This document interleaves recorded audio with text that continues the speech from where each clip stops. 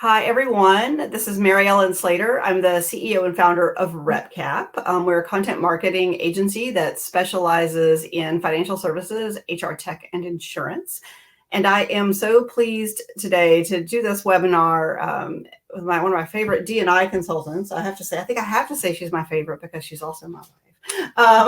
Many of you know Jane as RepCap's CFO, right? But what you may not know is that Jane also does D&I consulting work with healthcare organizations, an area that she is very passionate about. And so I invited her to come on and do this talk today on like what B2B marketers can learn about inclusive comms. And she's going to draw on those experiences that she's had, both doing it for consulting, working in healthcare, also from her time working in public accounting, and the content advising and consulting we do here with RepCap. So thanks for coming, everybody. And Jane, I'm so pleased to have you here.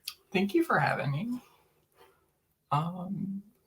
I think you've already given yourself I did my introduction. I know, I really have. And just to tell you a little bit more about myself, I think you've basically covered all of the things on my slide here. Except for the part about chickens. I had to add that I'm in addition to my advocacy work and DEI work, I'm passionate about chickens. So if you're lucky, you might get to hear one of them on this presentation today. And if we're unlucky, we might get to hear from our youngest child whose school is closed. So I'm just want to go ahead and throw that out there. That is one of the challenges that we're having today that I think a lot of families are having. And so to get started, I think that I'm hand this over. Actually, I'm going to go peace out and go check on that youngest child. Well, thank you for that introduction. Thank you so we'll much. see you towards the end here too.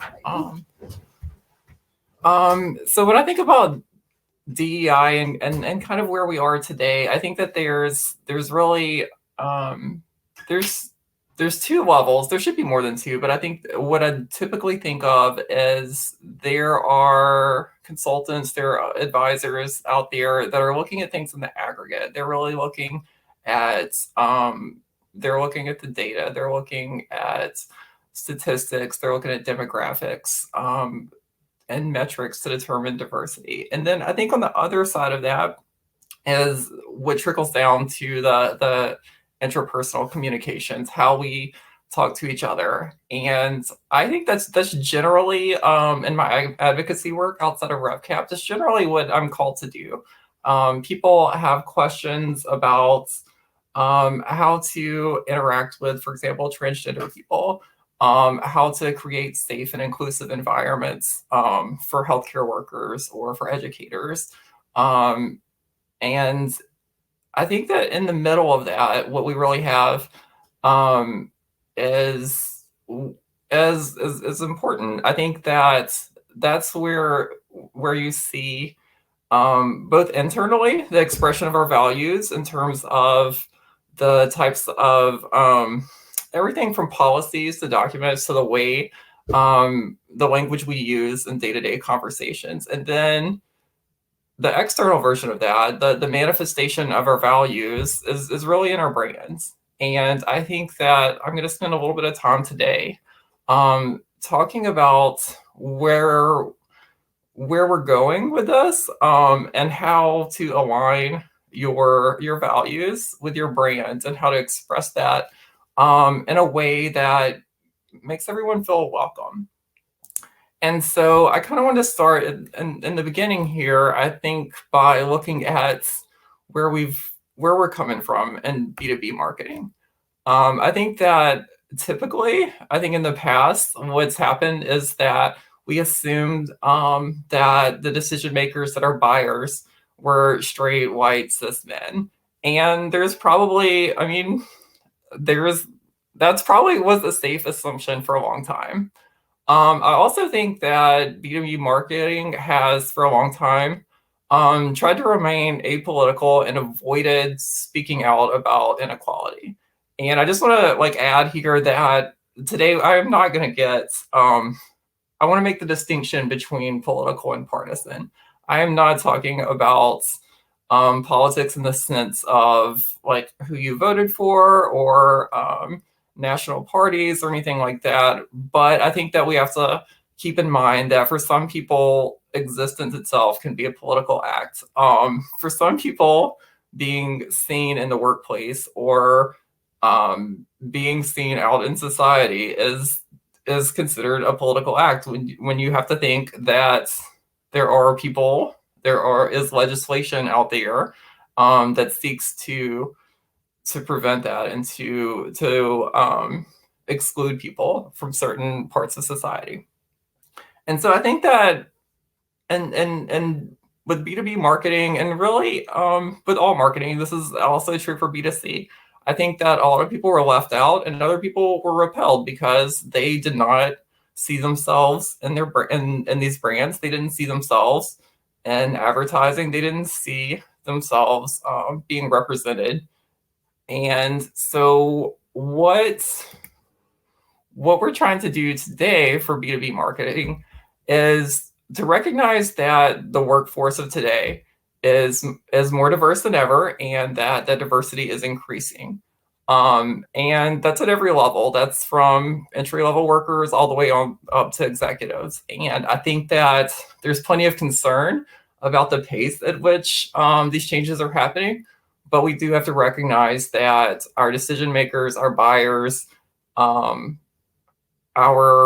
shareholders, everyone involved, like, is more diverse than they have been in the past. And there's plenty of demographic data to illustrate that. I would say, there's a study that came out recently that among Gen Z, 1 in 6 identify as an LGBTQ person.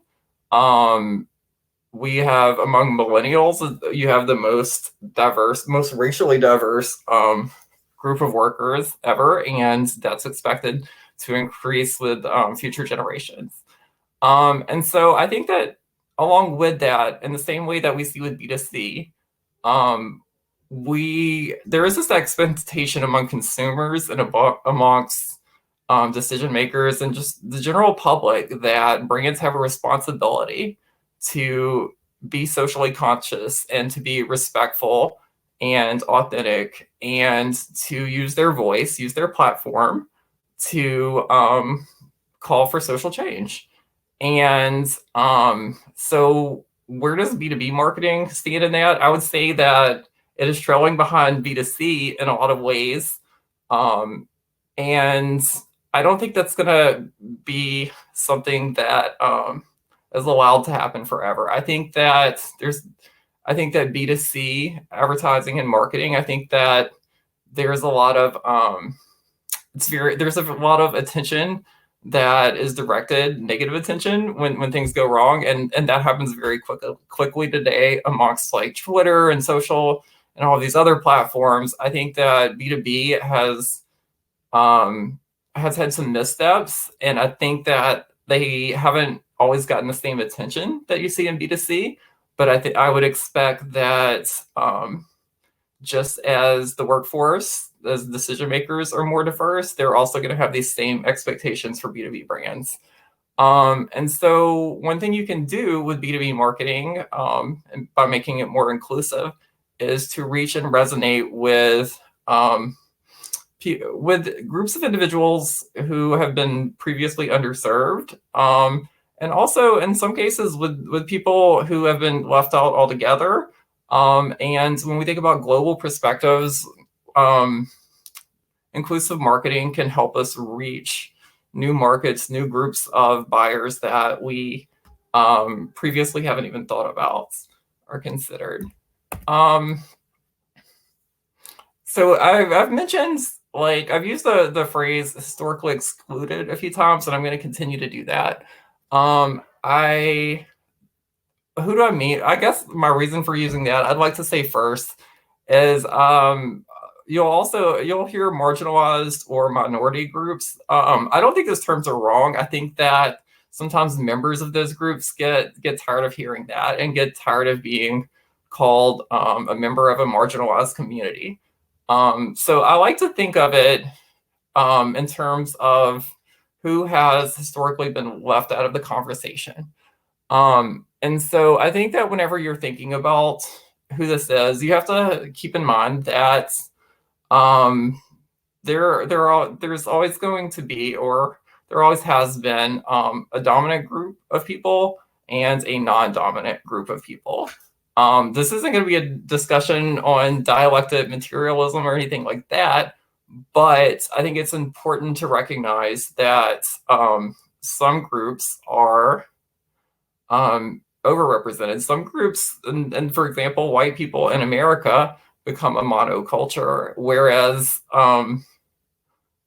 the culture is so absorbed by what that means that everything else is kind of muted and not seen or heard.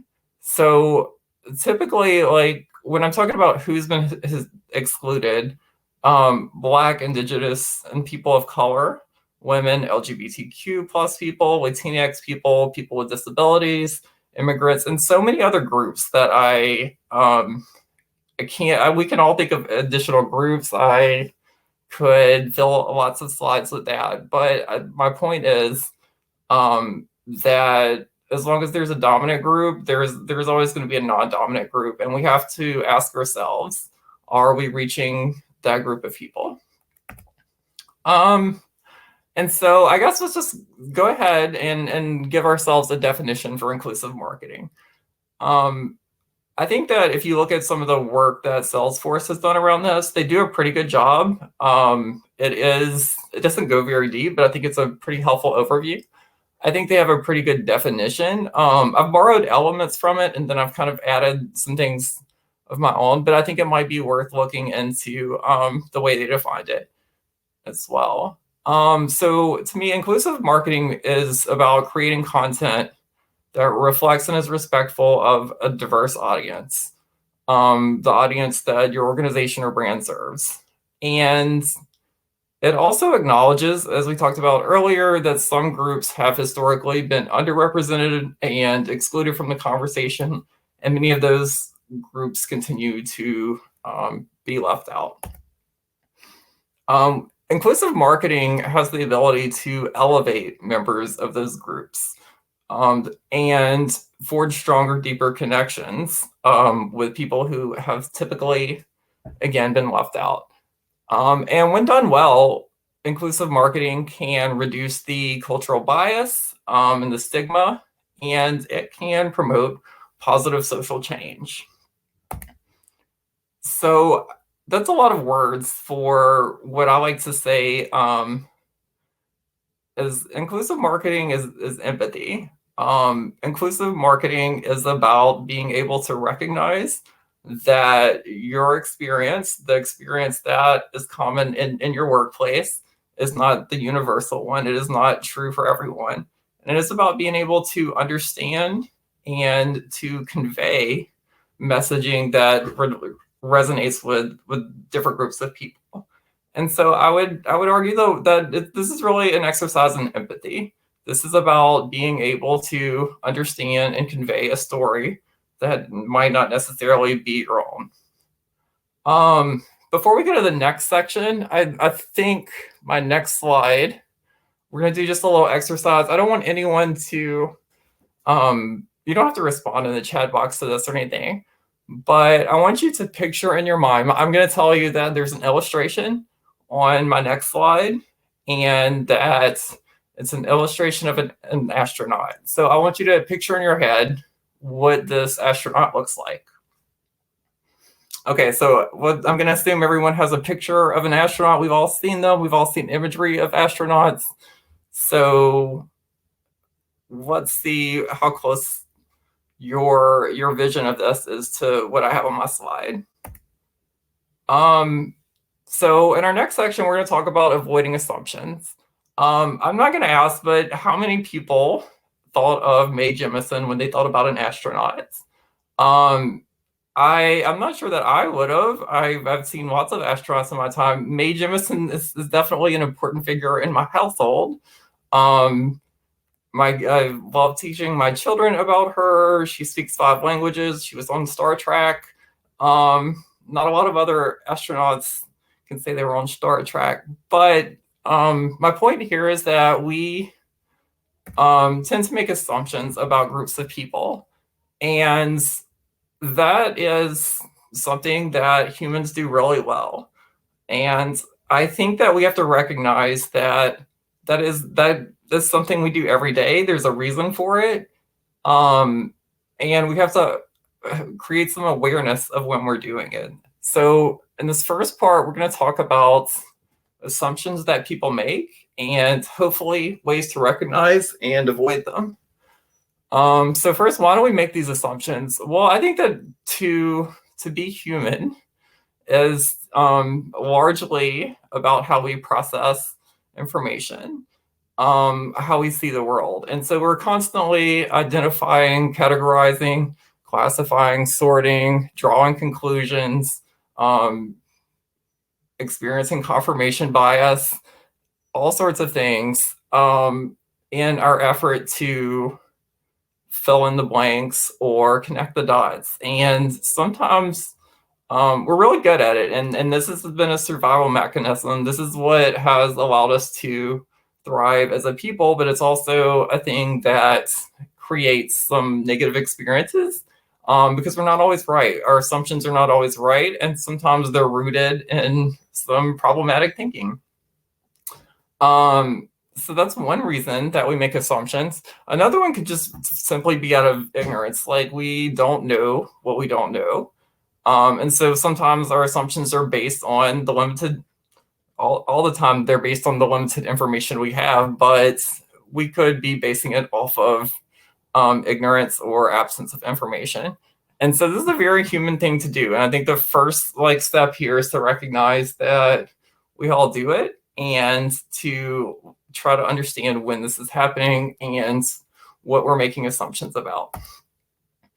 So there's a good saying about assumptions too. I'm sorry, y'all. I'm a little nervous. I'm just totally blanking on what the saying is. It was something about when you make an assumption, something you and me, I don't remember. But here is a picture of my kid on a donkey for no particular reason. And so what's the harm of making assumptions? So we talk a lot about microaggressions, stereotypes, and sometimes just outright bigotry. Assumptions can be related to these. They can be predecessors for these. They can cause a lot of pain and discomfort for people who are on the receiving end of these harmful assumptions, and they can lead people to avoid people who make assumptions, and essentially they're just leaving out people. They can be indicators of our bias, whether it's a bias we know about or one we don't. And at the end of the day, assumptions can erode the trust. And so essentially with content, with our branding, we are trying to display our values in a way that creates trust. We're offering a service or a solution or whatever. And before people can make a decision, they need to feel trusted. And one way that people build trust is they need to be understood. And so if we're making assumptions about our customers, about our buyers, about people in general, that can lead people to be suspicious and not trusting. So I'm going to next, before I show you the slide, I'm going to next go through a bunch of assumptions that just quickly that are pretty common. And in picking these, I tried to pick ones that either I can't say I experienced all these firsthand, but they're all ones that I some are ones that I've experienced, or some are ones that have been reported to me. I wanted to try to be respectful and not deviate too far outside of what I know about and what I have experienced. So I'm going to tell you, in all of these assumptions, they're either things that I've experienced or someone close to me has told me about. So the very first one is that pregnancy is only experienced by women. I think that it's pretty common to hear language like pregnant woman, or pregnant women rather. And I think that we have to ask ourselves when we're making content are we making this content for anyone who might be pregnant? Or is there a reason we're making this content specifically for women who are experiencing pregnancy? And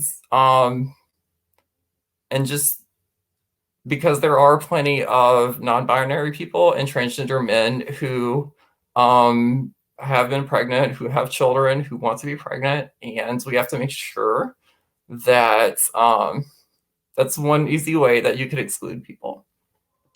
Another one that I think people experience a lot, we talk about biophobia or panphobia, and that's this assumption that that couples are straight couples, in the sense that, like, if a man and a woman are partnered, that's a straight couple. We don't really know that about that. We just know that that's a man and a woman partnered together. In the same way that if we see two women or two men, we don't actually know that that's a gay couple, or that both of those people identify as gay or lesbian. And that's an assumption that people make. That's sometimes, like, again, talking about biracial, I think that can lead to a lot of discomfort and feeling like not seen, not understood. I think it's pretty common to our language essentially. Our language is very gendered, and it's built around this idea in a lot of cases, or rather the way we've used language in the past has built around this idea that you can tell someone's gender based on the way that they look. And so I use this example of a feminine presenting person, and just assuming that person uses she, her pronouns. When in fact, unless someone tells you what their pronouns are, you don't really know. So that's, again, an assumption that can harm people and leave people out. All right, so kind of going along with that, I think there's a lot of assumptions around non-binary people, specifically that they are going to look androgynous, or they are going to look like they have both masculine and feminine characteristics, but non-binary people can look like the full gamut of human expression. And so again, like, identity is something that we choose for ourselves, or rather something that we experience for ourselves. And unless someone is willing to share that with you, you're making an assumption there when you assign that to them.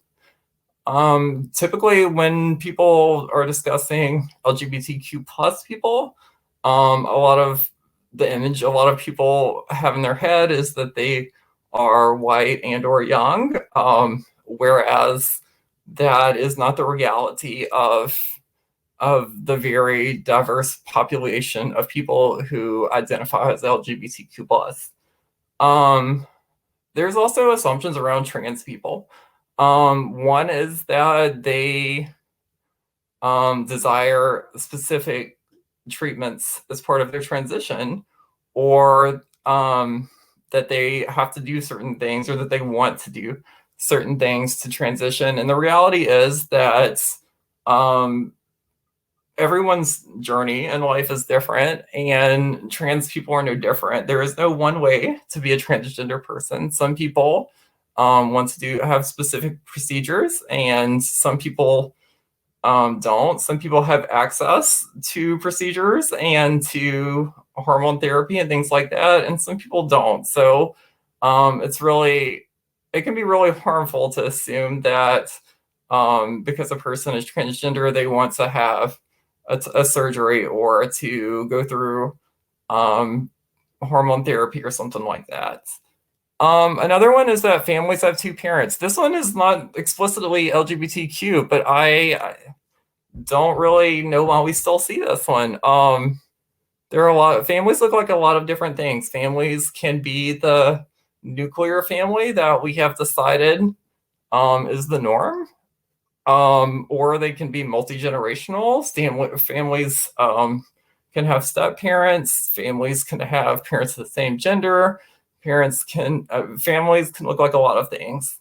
And I think that sometimes that can lead to some harmful stereotypes and assumptions. And another one is that partner people are monogamous. I think that's an assumption a lot of people tend to make. I'm not talking about people cheating on their spouse or partner, but some people, again, families, relationships can be complicated. There is no one way to love people, to partner with other people, and I think that that's sometimes an assumption that we make, that we just have to be aware of. This one actually comes from a friend of mine. This first one, and that people with Latin American ancestry speak Spanish. I have a friend who they grew up in New York, and their parents and grandparents were born in Puerto Rico, and they were not allowed to learn Spanish. Their grandparents did not allow Spanish to be spoken in their home. And this is like something that has really bothered my friends, because people, lots of different people, both other Latinx people and just the general public, sometimes assumes that they can speak Spanish and will sometimes speak to them in Spanish. And this, I know, is something that they're embarrassed by, and something that it is an assumption that has caused some grief there. We also make assumptions about people with disabilities. We assume that they're not going to be present in the workplace. Hopefully we're getting better at that. We assume that they don't date and have romantic or sexual relationships. And we sometimes assume that they don't drive or commute in the same way that other people do. And we like to sometimes assume that they're not interested in sports, or that they don't compete in athletic events. And that's not always true either. And then we typically, going back to families and relationships, we tend to think of humans as having this strong need to bond and to seek out sexual or romantic relationships. But that's not something that is for everyone. That's not something that everyone desires. In the same way, a lot of times there are some awkward assumptions about couples that don't have children, and that leads to some embarrassing questions. And not everyone wants to have a partner. Not everyone wants to have children. So these are just a few examples in everyday life, and sometimes in content, about assumptions we make about people. So what do we do to avoid these types of assumptions? Well, one, we talked about this. We acknowledge that they happen a lot. And as far as your content, getting back to that, I would say that it's important to review your work critically and ask yourself, is this thing that I'm talking about, is this always true? Would everyone agree with this? And if not, who might not agree? Like, who are the exceptions here? And what's a way that I could phrase this that doesn't leave them out? I would also say that, again, going back to empathy, being able to share your experience with the understanding that it is your experience and no one else's, but also listening empathetically, meaning that, like, seeking out understanding of people who are different from you, listening for the purpose of understanding and not for responding. I think that's a good way to start recognizing that your way of life may not be universal. And then I would also say, kind of along with that, asking questions in a way that is respectful, and doing research in a way that is meaningful, in the sense that the research is coming from members of this group, that the information is being presented and shared by members of this group that you're trying to learn more about. And I would also say gather feedback about your work and give thanks to people who are able to share their experience and tell you why they might not agree with something. So that kind of leads us into this next part about what we can do with our brand, what we can do with our content, how we can look at these things and consider, are we being inclusive? Are we leaving people out? And so I'm calling this reflect and connect. Just advance with this one. I would say, what should we be reflecting on? We've talked a lot about, we've talked a little bit about values and how that's expressed through your brand. So I would say, like, if you're wanting to look at your content and your branding and ask yourself, am I being inclusive? Where should you start? I would say look at the organization first. Look at its leadership, look at its values, and reflect on, is this a diverse group of people? Are people of from historically excluded groups, are they able to freely share and express their views here? Who leads the organization? What is the makeup of it? And what overall is the tone or the values or the direction that's being presented there? And then I would say, once you have an idea about that, go and look at who your customers are, who are the people that are coming to you, who are the people that are viewing your content. And along with that, look at your personas, look at your target audience and your buyers. Are you making assumptions there? I think sometimes these personas are really helpful, and I think sometimes there might be even too much focus on the different demographic portion of it. I think sometimes they get so precise that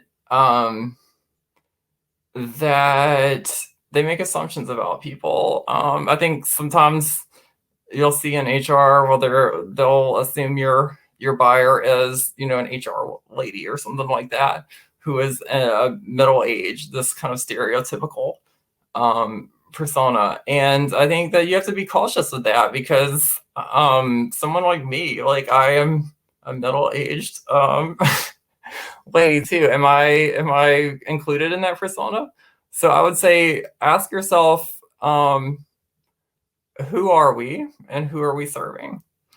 And then I would try to tie these things together. So look at your brand, look at the content. Is it conveying your values? And who is represented in it and who isn't? Are you, do you have a diverse group of people and you're only highlighting and sharing profiles of members of one group? Do you have a diverse group of customers and you're only giving case studies from one group of people? So see where the gaps are, as I think the first step there. And also, I would just say, about when you're evaluating your organization, recognize that it might not be where you want it to be, and you might not have the power to change that a lot, or you might. But recognize, like, understand where you are. Like, when I look at RepCap, I see that I feel good about our gender diversity. I feel good about LGBTQ representation. But our goals include increasing racial diversity. And so I will just be very, I need to be aware of that. And I need to understand that in our goals to grow our company, that is something that we are prioritizing. And I think that sense of self-awareness can help you avoid having those mishaps and missteps later on down the road. So when you're looking at your content, I would say specifically the things that need to be considered are the tone, the voice, and the language you use. Does the tone match the context? Meaning, are we talking about something that might be considered sacred or something that might be considered significant and meaningful to a group of people? And if so, is the tone off? Are we making light of it? Is it are we understanding the full gravity of it and how important this might be? And also, are we the right people to be diving into that content? Again, we kind of talked about this earlier, but ask yourself, like, who is selling the story? What message is being conveyed? So think about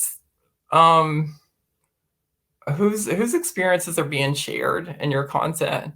Is it representative of your potential buyers? Is it representative um, of the people working at your company? Is there an overwhelming sense that one group is dominant in this, and that other groups might not be included? And then again, we talked about assumptions. I would say go through and look and see, are there phrases in here that assume things about people, about their families, about their lives. And offensive phrases, I would say this is one that we constantly have to be mindful of. I'm constantly, we live in a country with such a, assuming people live in the United States, or just generally in the world, we have a history of some really awful things. And I would say that our language has maintained that legacy in a lot of ways. I'm constantly finding phrases, things that are in everyday language, and looking at the origins of it and realizing, oh, maybe I shouldn't be saying this. Maybe this is a relic of Jim Crow or something like that. And so I would say you're not going to be expected to know all of these things, but maybe go and try to understand, like, are we making any assumptions? And what does this, if I'm using a metaphor or a phrase or an idiom, what does that really mean? Where does that really come from? And what does that mean to people who aren't like me? Okay, and so we kind of touched on representation, but I think this is a critical part of inclusive marketing. Are people being represented in a way that gives respect to them, that honors them, that elevates them? So again, we kind of talked about the voices. Are these diverse in your content? The people who are from historically underrepresented groups, how are they being talked about? Is it in an uplifting way? Are they being elevated? Are they being are we paying them the respect that they need? Are we doing enough there? And then I would also say, look at the images that you use. If you're using stock photos, if you're using photos from your office, what kind of meanings could those be giving that you're not even recognizing? Are people, are women, are people who are in from excluded groups, are they being to look like they are in a position where they have power in these pictures, or does it look like that they're taking directions from a boss? And I could give you some examples of this. I think that probably would have been helpful, but I would say that look at those images and ask yourself, what do they convey here? And kind of going back to that. So this is the reflection portion of it. So how does this all come together? I would say that now that you've kind of taken a look into your values and figure out what is worth saving, what is worth fixing, what is done well, and maybe highlight that, and what you should just get rid of altogether, what you should abandon ship and move on from. And then I would say, now that you've kind of explored those gaps, what are the opportunities here? What content could you create to highlight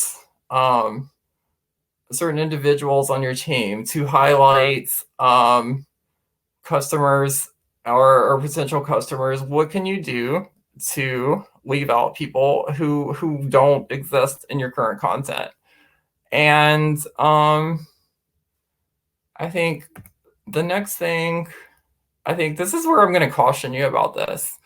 I think that when done well, inclusion is very natural and very authentic. Um, I think that there's sometimes an effort to force inclusion, to force diversity in a lot of cases, and it's not something that you can just kind of fake your way through. So I would say that, because what you don't want to be accused of is like tokenism, for example, right? So I would say consider the power dynamics if you are talking about a group that you don't belong to, or that is not represented in your organization. So what's going on here? Is this a dominant culture borrowing something from a non-dominant culture? And if so, are they doing that meaningfully and respectfully? Would people agree from that? And who benefits from it? Is this something that generates value for everyone? Is this something that looks like profiteering or exploitation? So I think those are things to be mindful of.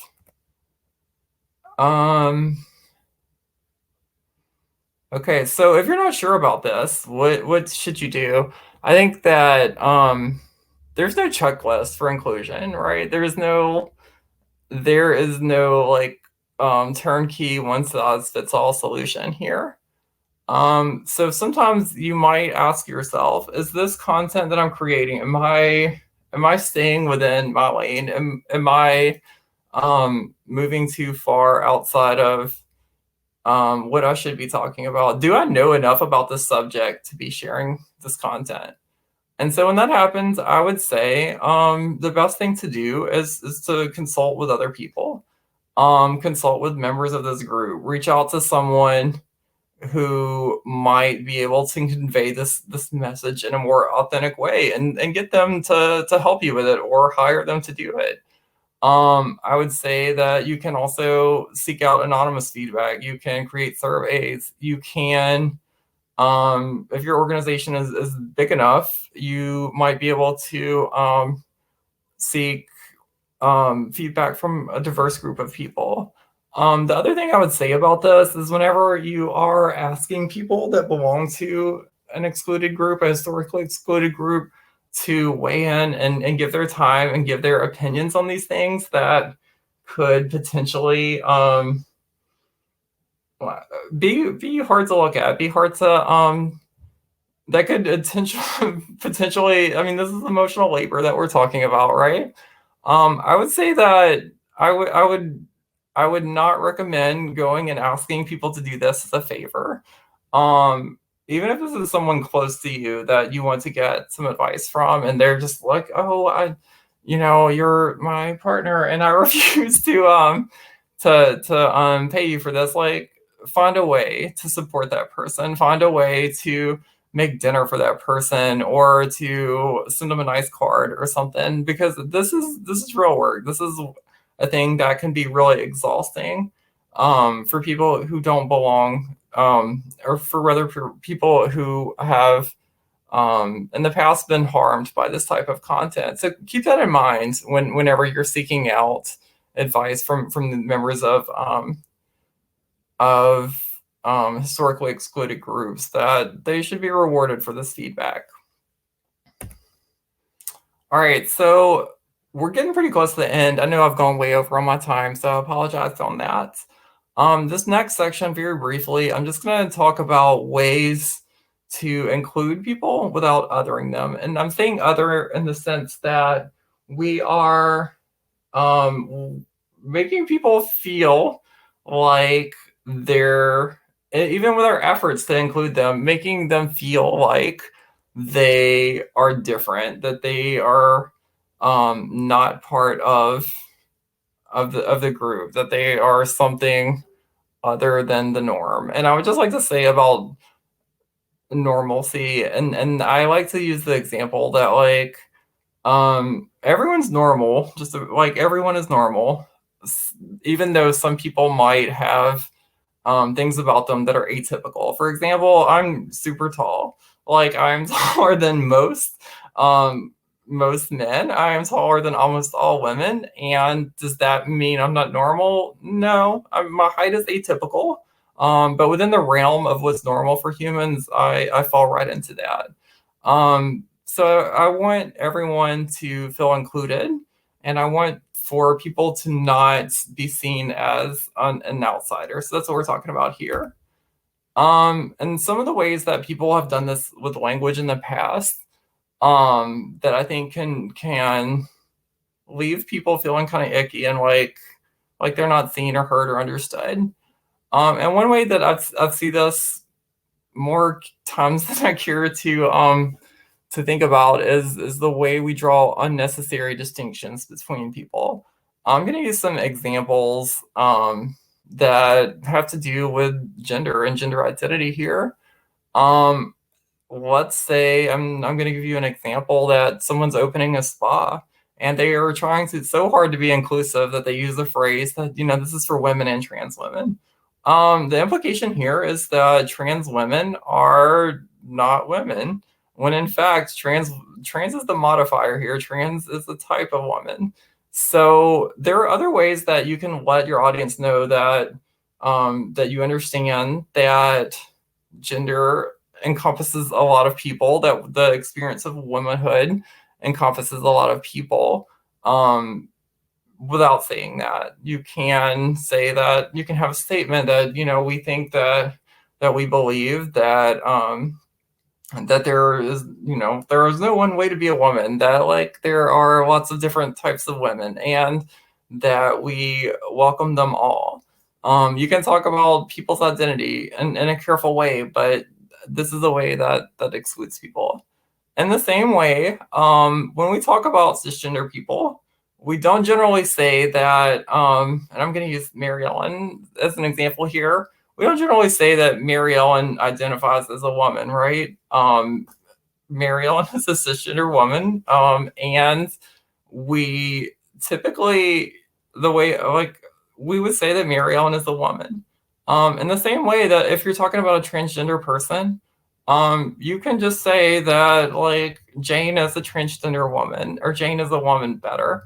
The idea that some people have these identities and other people don't, or other people's it's not worth mentioning, um, does create this sense that one group is normal, one group is part of this monoculture, and one group is not, and that's not necessarily worth stating. So I actually like found the word self-identifies in actually like this first phrase I found in a profile of a transgender woman, and presumably marketing wanted to do a good thing and to elevate this person. There were some kind of cringy things in there that I think a lot of people would probably roll their eyes at. So in the same way, and this is one that I think is super common, and maybe this is the one tip that I give you, that because I've asked you a lot of questions here and I've given you a lot of things to think about, but here's one really quick win for you. When you're talking about someone's pronouns, if I'm talking about, I'll go back to Mary Ellen. We generally like, your pronouns are your pronouns, and saying that a person has preferred pronouns indicates that it suggests that that's a choice. Whereas we typically, with cisgender people, we typically don't think of their pronouns as something they chose any more than anyone else's. So the best way to say that is Jane uses she, her pronouns. Jane's pronouns are she, her. This is a tiny little subtle thing that I don't think that even everyone is gonna agree with. I think that like you'll probably still run in. This is such a normal thing, but I think that like maybe this is an assumption that we should look into. Are we Are we treating people the same? Is this something that we would say for everyone? What is the implication of this language? So that's a quick one that I'm going to give you. And finally, I think that when I give my talks that are very much directed for the interpersonal, like this kind of day-to-day casual conversation, people are very anxious that they're going to make a mistake. And the advice I give people when they misgender someone or call someone the wrong name or something like that, is to correct yourself and move on, and to instead of profusely apologizing for this error and bringing more attention to it, um, to thank people when they correct you, right? This is not the same advice I would give for a brand. I would say that because of the speed at which information is transmitted and how quickly these mishaps can be illustrated and spread. I would say the first thing to do when you get feedback for a piece of content, or for something that someone objects to or that someone is harmed by, is to acknowledge the mistake, acknowledge what you've done and the harm you've caused. And I would also say along with that, like this is the time to say that, like, I am sorry, this is not something that we intended to do, of course, but this did cause real harm. And in the same light, I would thank people for giving you this feedback, even if it's a really negative comment on social. I would thank people for taking the time out of their day. I generally think of like feedback, even negative feedback, as a gift. And to thank people for that, to thank people for letting you know how this has caused harm. When this is a problem, and this is one that you're recognizing that we have to do better, I would say that it's important to create a plan and to share that action plan for how you're going to do better. And if your organization is the one that reviewed this and thought it was a good idea and had one of these mishaps, they might not be the right people to come up with a plan for how to correct it. So I would say seek outside guidance. Find someone to help you with this, to help you figure out, okay, what are our weaknesses? How did this happen? What can we learn from this? How can we address this and prevent it from happening again? And I would say share that plan so that you can be held accountable and following through with that.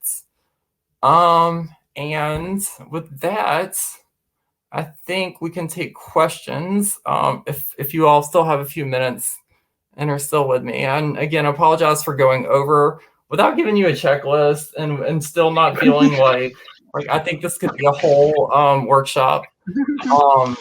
Hopefully you're walking away from this at least with a sense of like, what questions should I be asking? What should I be looking at? Because again, there is no one size fits all solution here. So I think Mary Ellen, I'm going to come in via audio, right? Just to kind of keep the screens clean. But one question I did think that was really interesting that got asked about halfway through was around the idea that this can be, it said, how do you be inclusive to all ages, races, genders, ethnicities, including white cis men? Many D&I inclusivity content tends to take a negative tone toward white cis men. It says, while I understand they've been a dominant group, we still have to market toward the dominant groups. And so I think when I read this, the first question that I had was like, I wanted to see examples of this. So I think, and we've also looked at the research says some interesting things though about when we make inclusive content, like what happens. So I guess one, I just would like to know, like, how would you respond to this? Okay, so I think I appreciate that. There's like 3 questions in here. Let's start at the beginning. It's like, yeah, let me back up, because I think that there's just a big assumption in here that inclusive content by being inclusive of these other groups, we are automatically being negative towards these other groups. Do you think that's the case? I don't think so. As a member of a as a white person, right, and I'm not a cis man, so I'm not going to speak from that perspective.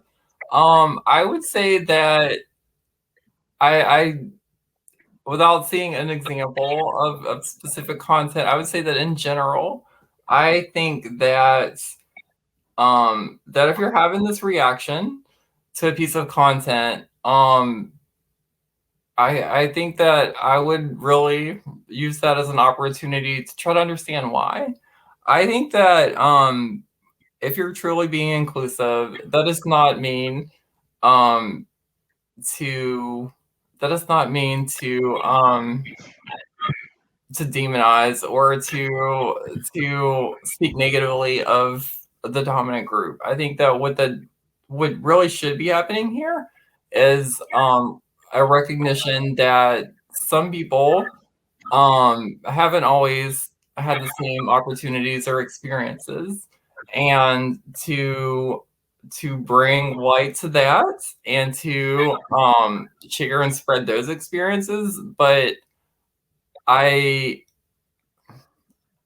I would really I think that if you look at the horizon, if you look at what all is out there, I think that there is enough content out there that is created to serve this dominant audience. I think that I I don't think, like, if you're doing this well, um I don't think that you're leaving out a dominant group. I don't think that you're speaking negatively of them by acknowledging the reality of what other people's experiences are. So I would say, like, if you're having that reaction to it, maybe have that discussion with other people who are outside of that group.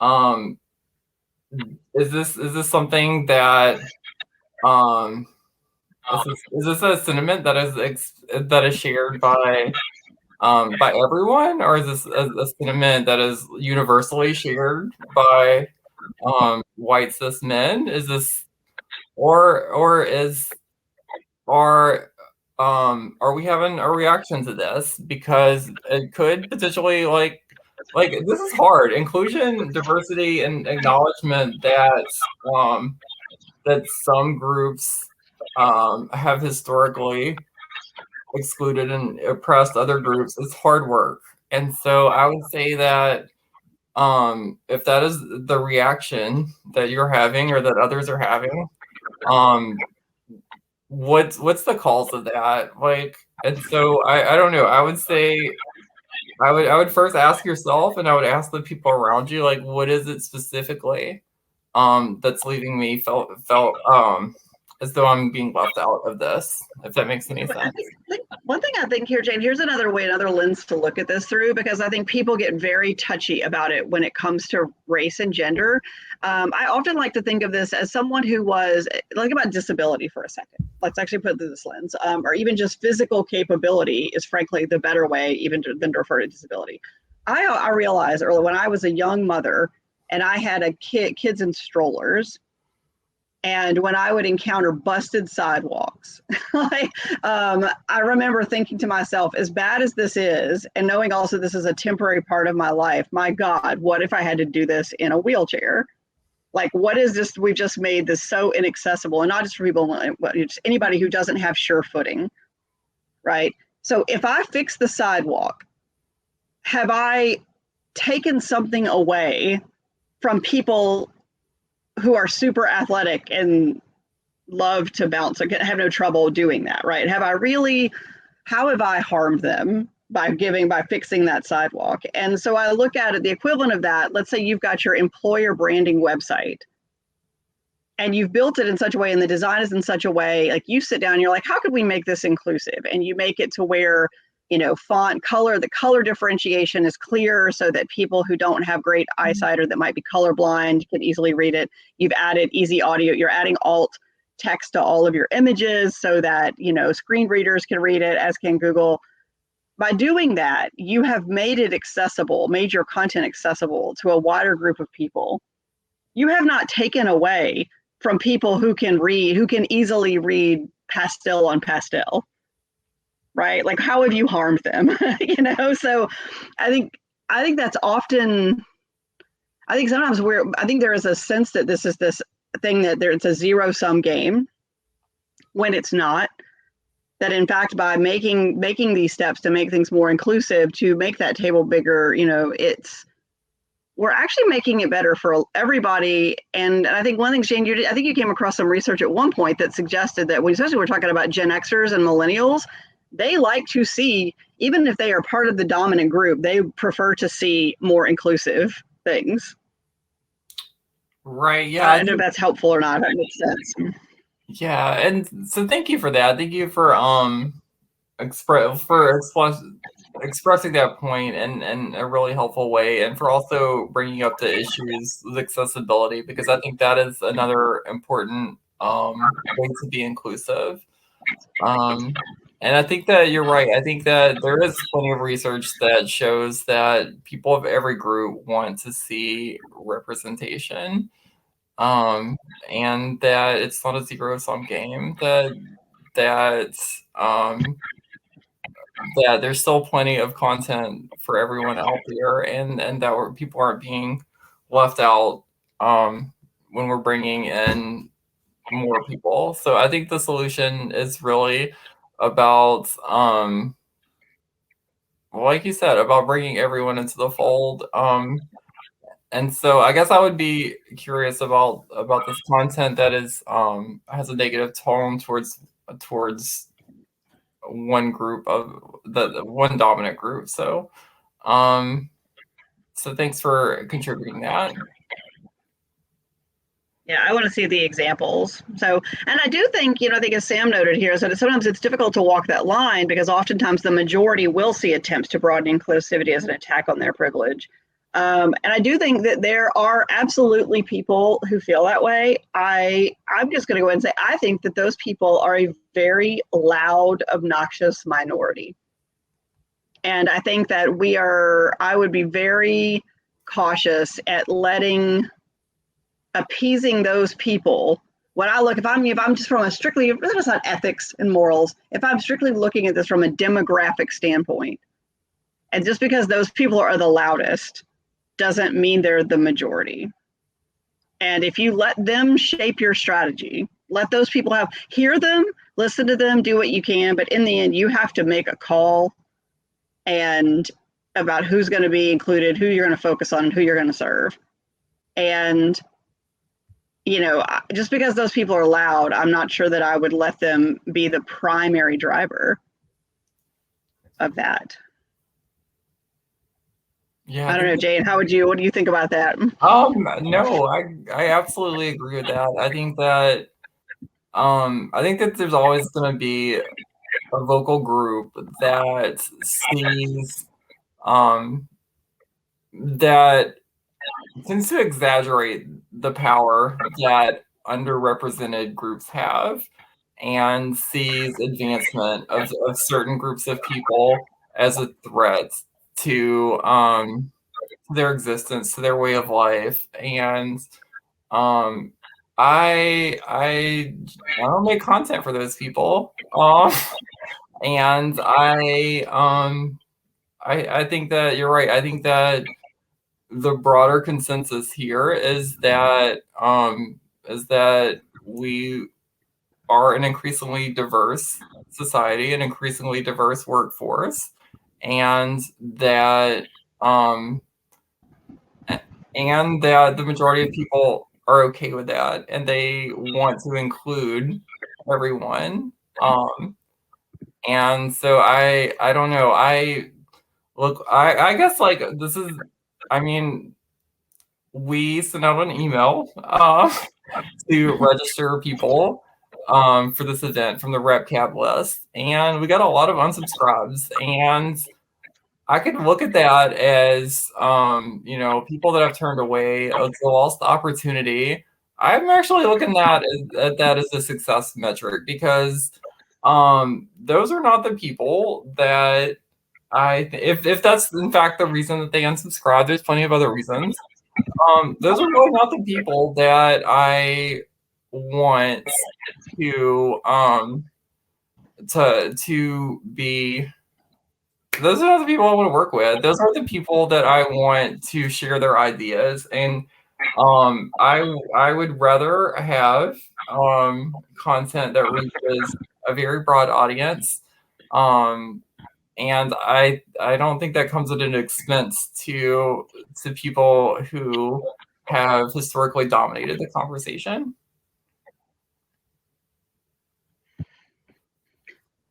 Yeah, I'm not going to let internet trolls determine our marketing strategy this year in particular, which is what that sounds like to me. It's like if you just let people who are, if you let the haters like drive that. So I don't think they're very good marketers. All right, I guess so. Thank you, Jane, so much for this. This was really, really helpful to me to listen to. And just for the record, we did pay her for it. If this was not unpaid, an unpaid presentation. But if you have any other questions, please feel free to send us an email, send Jane an email. We will be preparing the recording and sharing that afterwards. You can expect that in your inbox tomorrow, most likely. But otherwise, yeah, just drop us a line. Let us know. Okay, and thanks for all for attending. And I'm kind of scrolling through the chats now. I see some great stuff in here. I appreciate people contributing to the conversation here. So thank you so much, and have a great week. Thank you.